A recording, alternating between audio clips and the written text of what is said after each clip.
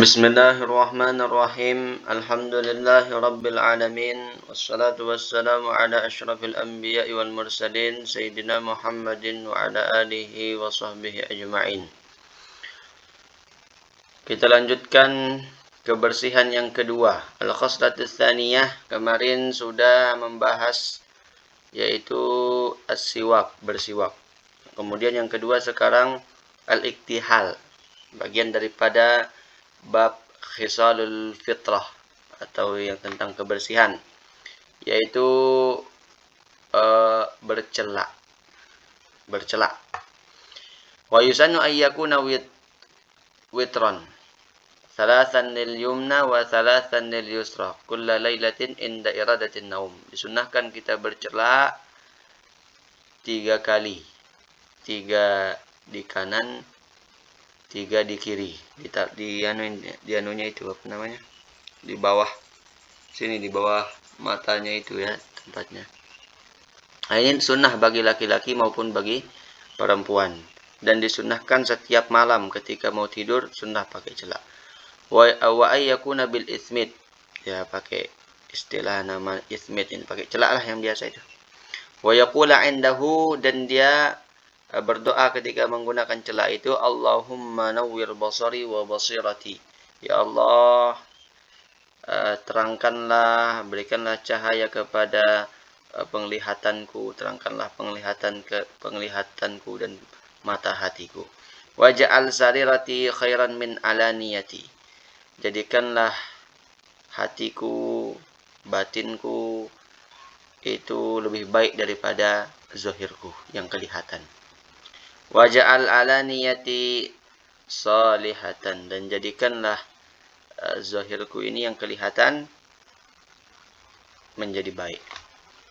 Al-khoslatul tsalitsah, kemudian yang ketiga al-iddihan, yaitu fil badan, pakai berminyak di badan, kasih minyak di badan. Wa yakuna qibban ay waqtan ba'da waqtin wa yata'akkadu idza jaffal jildu wa fi fasl syita. Berminyak di badan juga sunnah, tapi waqtan ba'da waqtin, jangan terlalu sering, jangan setiap hari, artinya sewaktu-waktu saja. Lebih dikuatkan lagi kesunahannya apabila kulit itu kering, pecah-pecah. Itu sunnah pakai minyak-minyak, atau mungkin ya pakai, kalau bahasa kita pakai hem body lah. Hem body itu ya, yang penting halal hem bodinya. Juga disunahkan ketika musim dingin. Kemudian al-khoslatur rabi'ah izalatu sya'ril ibti wa yusannu lirrajul an-natfu wa lil mar'ati al-halqu. Yang keempat adalah menghilangkan rambut ketiak. Menghilangkan bulu ketiak. Ini disunahkan bagi laki-laki dan perempuan. Kalau laki-laki sunnahnya itu dipotong, dicabut gitu. Kalau perempuan sunnahnya dipotong bulu ketiaknya. Kalau laki-laki dicabut, kalau perempuan dipotong bulu ketiaknya. Al-khoslatul khamisah, yang kelima izalatu sya'ril anah wa yusammal istihdad wa yusannu halquhu lirrajul wa natfuhu lil mar'ah. Kemudian yang kelima juga sunnah kita menghilangkan bulu kemaluan, rambut kemaluan. Hal ini disebut dengan al-istihdad. Disunnahkan bagi laki-laki untuk dipotong, sedangkan bagi perempuan dicabut bulu kemaluannya. Kemudian al-khoslatus sadisah, yang ke-6, taqlimul azafir wa yabda'u bil yumna wa lahu iddatu turuqin. Yang ke-6, sunnah kita memotong kuku. Sunnahnya memotong kuku dimulai dari yang kanan, dan ada cara-caranya. Cara yang pertama, yabda'u bi musabbahatil yumna ila khinsiriha thumma bi khinsiril yusra ila ibhamiha thumma yakhtimu bi ibhamihil yumna wa hadha indal imam al-Ghazali. Caranya bagaimana? Cara pertama, yaitu caranya Imam Ghazali, dimulai memotong kuku itu dari yang kanan dulu. Tapi yang kanan ini dimulai dari jari yang mana? Kata beliau dimulai dari jari telunjuk. Dari telunjuk yang kanan, kemudian sampai ke jari kelingking. Khinsir itu kelingking. Berarti jari telunjuk, jari tengah, jari manis, jari kelingking. Tsumma bi khinsiril yusra. Kemudian selanjutnya pindah ke kiri. Ke jari kelingking kiri. Habis kelingking, ke kelingking kiri, jari manis kiri, jari tengah kiri, kemudian jari telunjuk kiri, sampai ibu jari kiri. Setelah itu ditutup dengan ibu jari kanan. Begitu. Begitu. Jadi begini dia. Misalnya ini, aduh gimana sih cara gambarnya?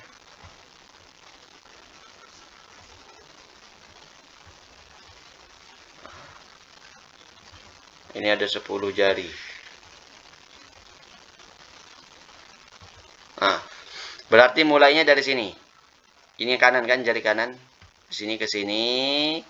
Habis sampai di sini baru ke sini. Sini habis. Nah, baru terakhir yang jempol. Nah, begitu. Itu cara Imam Ghazali. Cara yang kedua, wa yabda'u bi musabbahatil yumna ila khinsiriha, thumma ibhamiha, thumma bi khinsiril yusra ila ibhamiha, wa hadza indal Imam An-Nawawi. Cara yang kedua adalah caranya Imam Nawawi. Cara Imam Nawawi dimulai dengan jari telunjuk sebelah kanan sampai ke jari kelingking sebelah kanan, sama kayak tadi. Begini. Sama.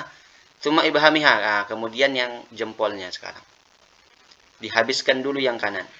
Tsumma bi khinsiril yusra, sudah habis yang kanan, tarik jempolnya yang terakhir, baru ke kelingking kiri. Ila ibhamiha, sampai habis ke sini. Nah, begitu kalau Imam Nawawi. Kemudian cara yang ketiga, wa yabda'u bil yumna ala tartibi khawabis wal yusra ala tartibi au khosat. Cara yang ketiga, dia mulai dari yang kanan dengan urutan khawabis. Khawabis ini singkatan. Kho artinya khinsir. Khinsir itu artinya jari kelingking. Kelingking yang kanan. Waw artinya wusto, jari tengah. Kelingking tengah. Ibham, ibu jari. Binsir, jari manis. Sababah, jari telunjuk. Nah, ini yang kanan. Kemudian yang kiri. Dengan urutan au khosab. Ibham, ibu jari yang kiri. Kemudian wusto tengah. Khinsir, kelingking. Sababah, telunjuk. Kemudian binsir, jari manis. Ini urutan yang kiri. Nah, itu tiga cara jadi caranya ya. Wa hadza kulluhu fi asabi'il yadain. Ini semua cara tadi yang disebutkan itu berlaku di jari-jari tangan. Wa amma asabi'ur rijlain fayabda'u min khinsiril yumna ila khinsiril yusra wa yusannu taqlimu yaumal itsnain wal khamis wa bukratal jumu'ati wa ghusl asabihi ba'dahu. Gimana kalau kaki, jari kaki? Adapun jari-jari kaki maka mulainya dari sebelah kanan, dari ujung, dari jari kelingking kaki. Sampai ke ujung kelingking kaki yang kiri. Jadi begini dia. Ini kan kaki ya 5 banyaknya. 2, 4, 5. 2, 3, 4, 5. Nah, ini jari kelingking yang kanan ini. Ke sini habis. Nah, begitu dia. Kalau jari kaki. Gimana kalau dia tidak mengikuti cara-cara semua tadi itu? Apakah boleh? Boleh. Tapi itu yang diajarkan oleh ulama. Kemudian disunnahkan memotong kuku itu di hari Senin dan juga di hari Kamis. Juga di pagi hari di hari Jumat. Disunnahkan juga ketika habis motong kuku dibasuh kukunya. Dibasuh jari-jarinya. Kemudian selanjutnya al-khoslatus sabi'ah al-khitan. Sunnah kita itu berkhitan juga. bukan sunnah. Nanti kita lihat hukumnya. Kebersihan yang ketujuh adalah berkhitan. Wa huwa qat'ul jildatil lati fawqal farji, yaitu memutuskan kulit yang ada di atas kemaluan. Hukmuhu, hukum berkhitan, wajibun lirrajuli walil mar'atil balighain. Hukumnya wajib bagi laki-laki dan perempuan yang balik. Dan berkhitan ini salah satu dari hal-hal yang kesunahannya itu lebih baik dibandingkan dengan wajibnya. Jadi ada perkara-perkara sunnah yang lebih utama dibandingkan dengan wajibnya, di antaranya berkhitan. Berkhitan, kalau sudah balik itu hukumnya wajib berkhitan dalam mazhab Syafi'i. Karena kalau dia tidak berkhitan, dia akan membawa najis di kulupnya itu. Di di kepala kemaluannya itu yang tidak dipotong, dia nyangkut najis kencing-kencingnya, atau mungkin kencing-kencingnya itu kotorannya di situ.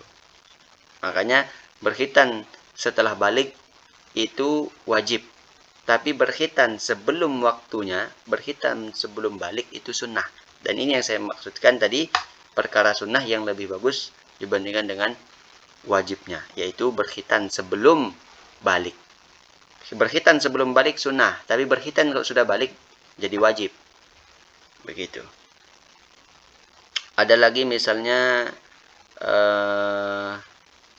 berwudu sebelum masuk waktu sholat, itu sunnah. Tapi kalau wudu setelah masuk waktu sholat itu wajib, karena dia mau sholat.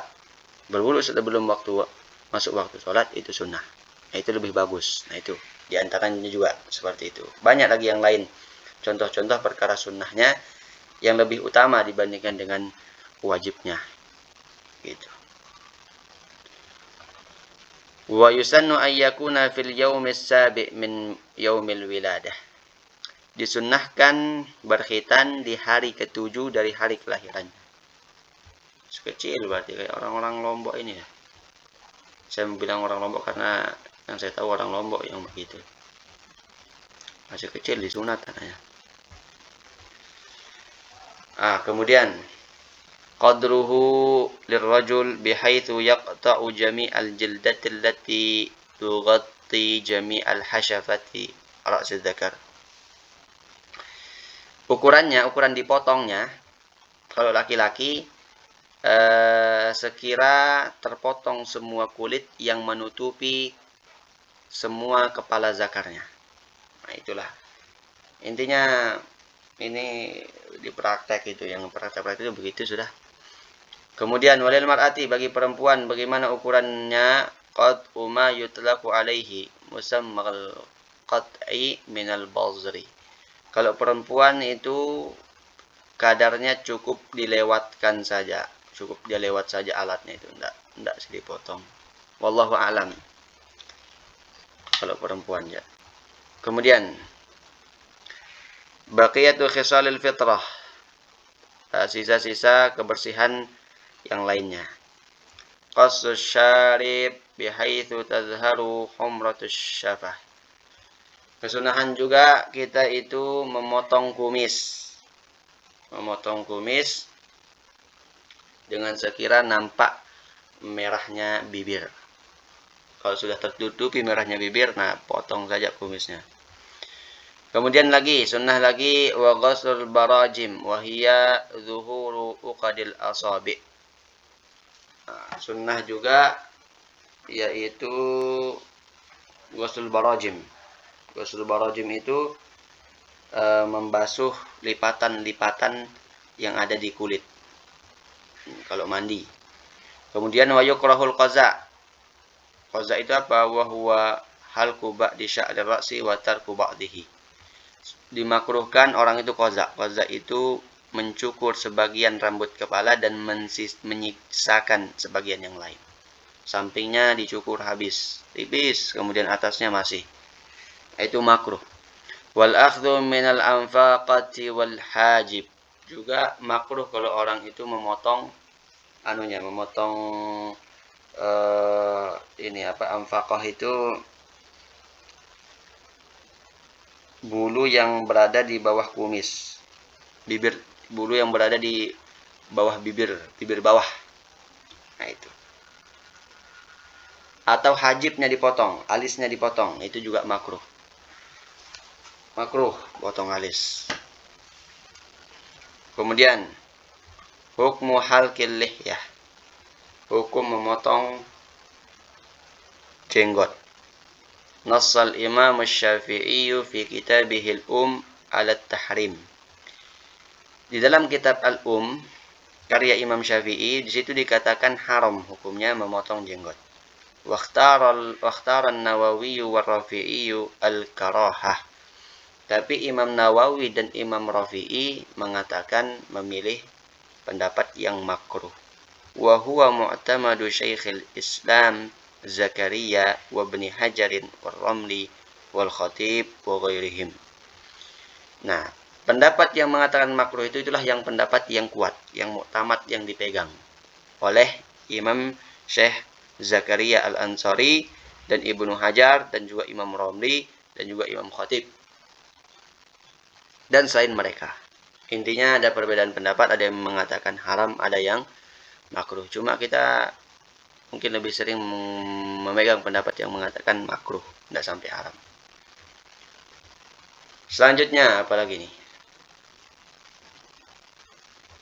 Hukmu khidabi sya'ri ra'si wal lihyati bis sawad yahrumu illa lil jihad wal mar'ati bi idni zawjiha inda ramli.